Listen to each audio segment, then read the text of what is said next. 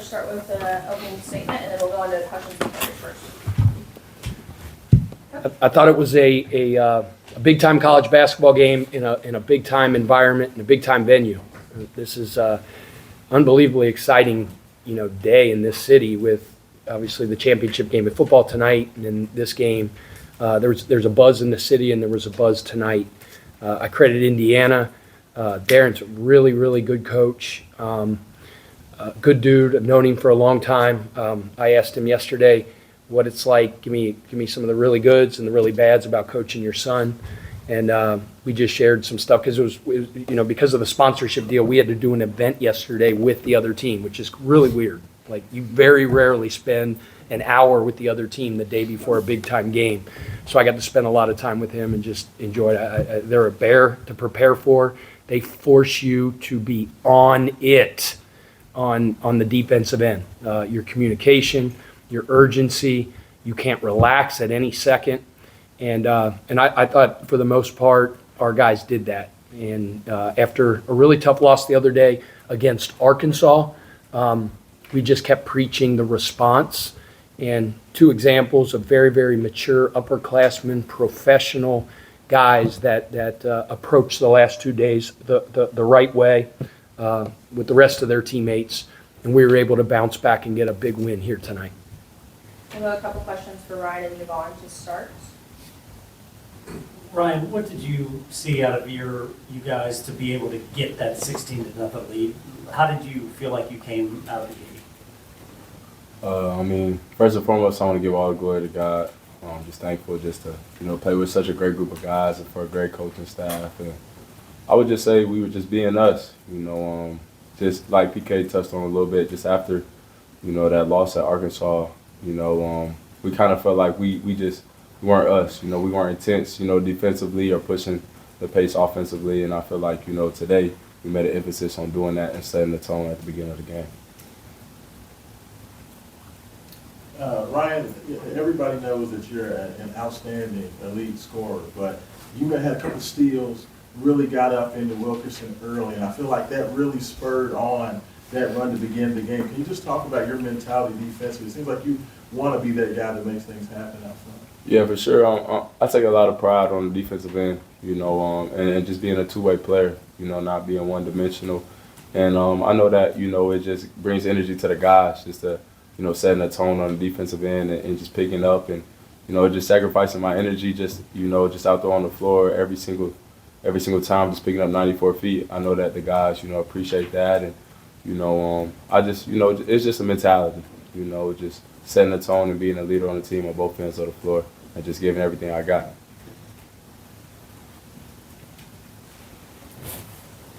Javon, can you kind of take us through what you dealt with that concussion? And do you feel like this was your best game? I mean, you look like Javon Hadley out there. Yeah, just like Ryan said, I want to also give all the glory to God. Wouldn't be able to play the game that we love, with the same this group and this great coaching staff. Just with the concussion, it's a difficult thing to deal with, and it's a serious thing. And, trust me, with everything in me, I wanted to continue to play that next game. I just said I won. Trust me, I wanted to play that game. But, our elite, staff, Kate the Great, she just, said I have to stay out. And, that's what it was. I can't fight that too much. She's the big dog besides Coach Kelsey right here. So I had to listen to her. And, it's a tough thing. It's a lingering thing that just kind of, you have to deal with eventually. But obviously it's a serious thing. So just continuing to, stay the course and, just go out there and just try to beat myself to the best of my abilities. Ryan, to come home, have this type of game in this arena in front of your hometown crowd, what was that like for you? It's just a blessing, just to be able to play just in my hometown, Gamebridge is, a building I've came to a lot just to see a lot of different games and, just having the opportunity to play, just on this level, during this time, it's just all a blessing. I was just thankful just to, be here and just feel the love from my family. And, ultimately, I'm just thankful we got the win.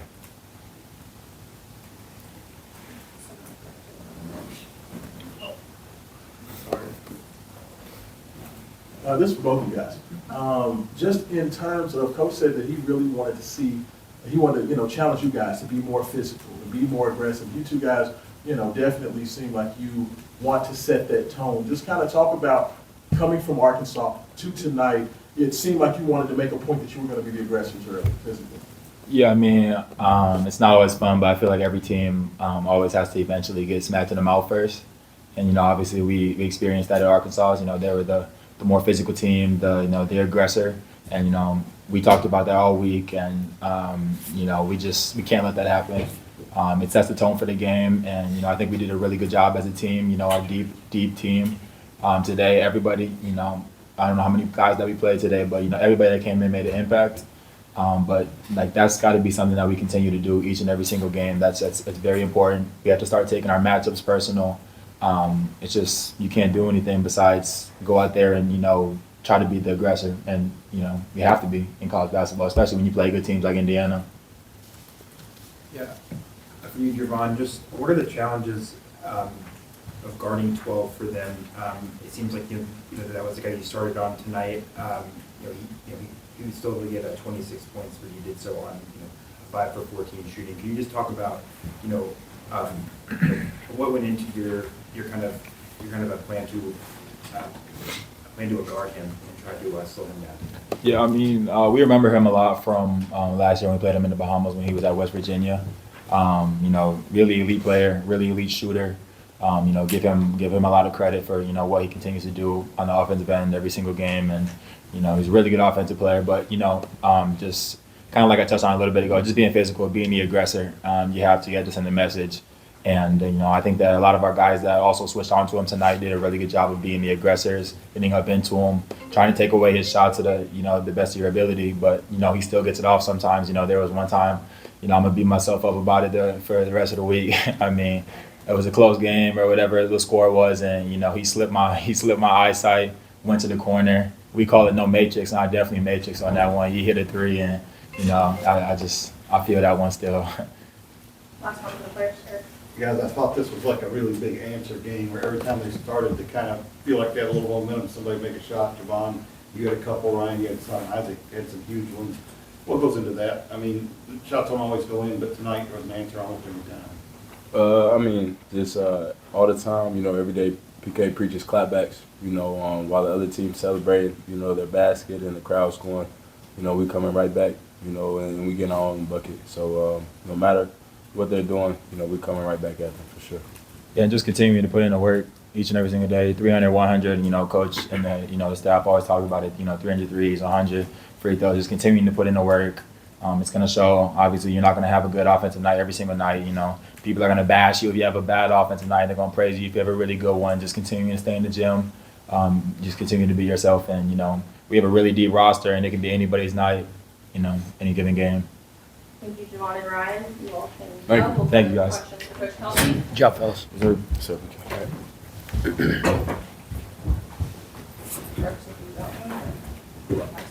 There's the mic. I guess just to start off with, he mentioned that play, Javon, that he's going to kind of, he mentioned, beating himself up over that play. I'm just curious because, you're always preaching about the next thing, but coming off that loss Wednesday, I guess, how did you kind of get those guys back focused into that game? Because, it seems like that, these moments kind of will still stick with them as much as you try to push them towards the next thing. I mean, it helps that we have a extremely disciplined, veteran, mature team, right? And if we didn't have that, getting this thing turned around in a short amount of time after getting our butts kicked at Arkansas would have been a lot more difficult. People talk all the time about player-led, coach-led. You've heard that all the time. People say it all the time. But you see the caliber of maturity and leadership we have, and that's just two of them. That locker room's that way. So, as a coach, Kenny Rogers, the old Kenny Rogers song used to say, Coach, you got to know when to hold them and when to fold them. There's times you gotta ramp it up a little bit. And coming out of that deal the other night, politically correct way is we had to have some aggressive counseling, if you know what I mean. I've said that before, but the guys responded. From moment one, I thought Ryan really set the tone. You talk about his 21 points and all that stuff. Like at the point of attack early in the game, his bite on the ball set the tone. I mean, guys off the bench. I mean, Kobe in 12 minutes was extremely efficient. I was disappointed in him the other day. I was disappointed in everybody, including myself. But his job is to come in and raise the level of play, raise the intensity, be an elite defender for the minute you're out there, whether it's 2, whether it's 12, whether it's 15, whatever it is. And he took that personal, and I thought he gave us a big boost. Adrian Woolley, 3 big offensive rebounds off the bench that I think, just sent a message of grit and tenacity, of going and biting the ball. Javon was extremely efficient. I mean, heck, everybody's going to talk about, or not everybody, but like, hey, Kel only had 9 points. That sucker guarded. He guarded today. And, he ran the team like a big-time point guard's supposed to run the team. Like, some days it's his day to put the ball in the basket and score at a really high level, but, he was really, really good on the defensive end. And I thought his floor game was really good as well. Pat, what did you see out of your team from the opening tip to get out to that? You could just see it. You could feel it. I don't know if you guys saw it. I saw it. It was just, there was a bounce in their step, man. They mentioned it. Be the aggressors. Now, I'm not saying anything disparaging about Indiana. Like, they played soft, but I'm telling you, you could feel it that we were leaning forward on the defensive end. Coming out of the Arkansas game, we fouled way, way too much, and they got way too many offensive rebounds. And by doing that, they take the I don't want to say the air out of the ball, but we're really good when we get out in transition. We're really, really good. But if you're standing at the free throw line all the time, it slows the momentum and the pace of the game. If they're getting offensive rebounds, that's the best transition defense you can have. So again, we're taking it out of the net, and we're just not able to get the floor tilted and start to play out. Our guys knew that. We wanted to play with pace by getting stops, not fouling, and holding them to one shot. And ultimately, I thought we did that at a really high level today. You mentioned Kobe's defense and giving a boost. I was wondering. Oh, my bad. I was wondering, offensively, we haven't really seen him take command or really be aggressive necessarily going after a shot. I should say, against the games where the competition is against power conference schools. But he did that at Charleston a few times for you guys when you were there in terms of being able to score the ball. Kobe's a really good all-around player. He can score the ball. I just liked his aggressiveness offensively today. He came in, they tried to heat him up in the backcourt, and we called a set, and he was supposed to get us into a sit. The kid's into him. He just drove right by the kid, went to the rim, scored, got fouled. I like that. He was really aggressive. And then, Kobe's one of those players. He just does what the game tells him. Right, and he had a couple of those wide open looks. I mean, he's not out there hunting his jump shot, but he had space and rhythm, and he knocked down 2 of them. So, veteran leader that understands his role, right? He knows, he's Kel's backup, and Kel needs a spell. He got 2 fouls in the first half. His job's to come up and raise the level of play for a little bit. He's been good for us. Coach, you had a bit of a quick conversation with Casey before he went in the first time. I saw you kind of walk over to him and say something to him before he got out on the court today. He seems like he's getting back his timing, and he's starting to kind of ramp up and do some of the disruptive things. I mean, what'd you say? In his limited minutes, I thought he went in and disrupted defensively. That's what he does. I mean, he had 2 or 3 deflections, had a block or 2 at the rim, played really, really hard. Look, that role's not easy right now, and I understand that. I just grabbed him by the head and I headbutted him. I'm a big headbutt guy. I said, I love you. Go play hard. And I told him before the game, I can't promise you what your minutes are going to be today, but just, and he's dealing with it in a really good way. As we all know, coming off the injury, and then he had the concussions and stuff like that. I just tell him and anybody, whether it's Zoo, who's not getting many minutes right now at all, it's just process. Every dog's going to have its day. It all works out at the end. So. His approach has been really, really good. Coach, games can often be won at the free throw line, and you guys held that double-digit lead for most, but in the second half, you guys hit all 17 of your free throw attempts. How big was that in keeping that spread against the Hoopers? Yeah, I mean, they're free for a reason. Make them, and they got to the bonus, and but a couple times there, 6-7 minutes left, they got to the bonus. We settled for some really deep threes when we should have gotten downhill. We kind of ran a long set just to chew some clock, and I wanted to get back to Kel and put him in space. And Isaac shot like a 400-footer, but that's fine. Isaac, I thought, played really well today. I mean, he was very efficient, made some big stinking shots. Again, just like I challenged everybody, I really challenged him from a rebounding standpoint. And I don't care what his rebound says. It might say 0. I don't know. But that cat was hitting bodies today and fighting, and I was proud of his response. Pat, you mentioned Isaac and some of the shots he hits. Darren mentioned the same thing today. Just could you feel like some of the shots that Isaac When hit? Isaac McNeely has an open look, I feel it's touched by God. It's going in. That's what I feel like. I don't know if you guys feel the same way, but he's a weapon and a really good all-around player and a really good athlete and a major part of this team. He's a phenomenal leader. He's a great approach every day. I mean, I know I'm like sound like I'm peaches and roses and blow, but I'm telling you, like he's a good one, man.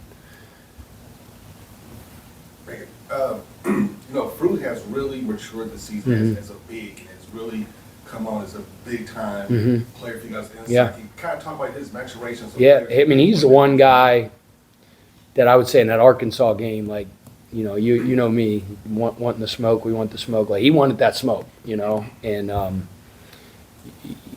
he's just gotten better and better. When you say he's matured as a big, he's a mature big already. It's just took him a little bit of time to get going. Yeah, it's just all new to him. Like for instance, Jimmy Naismith is rolling over in his grave right now after Sananda stepped into the free throw line with like a minute left.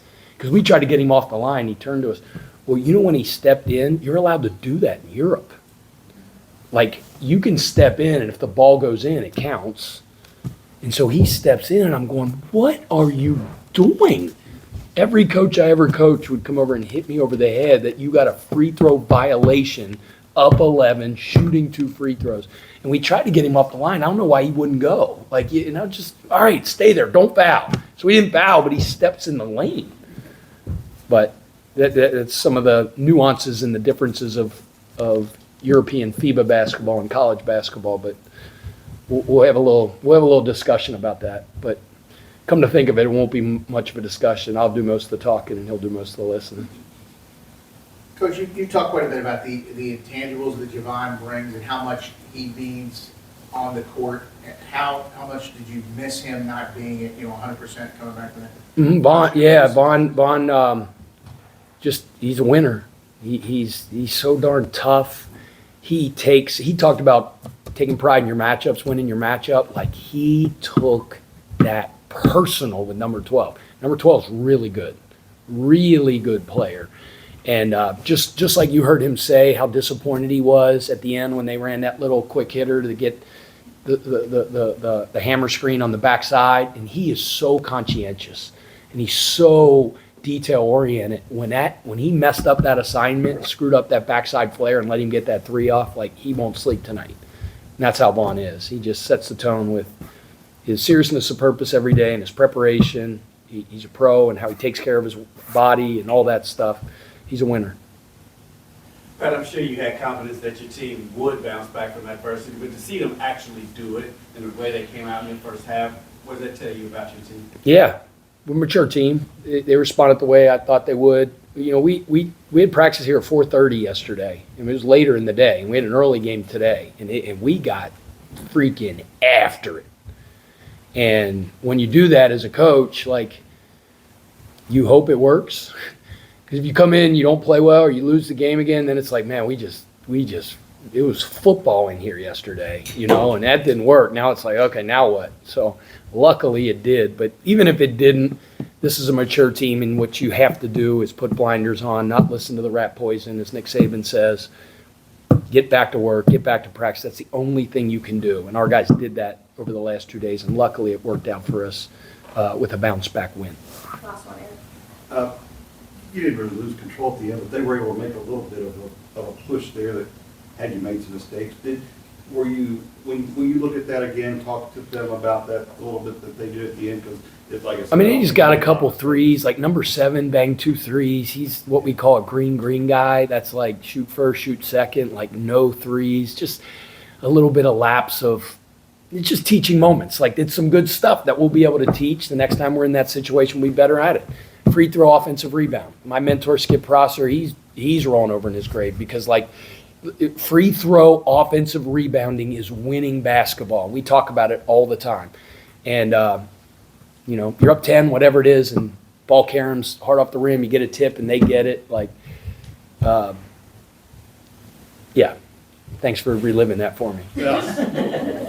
All right, thanks, guys. Thanks.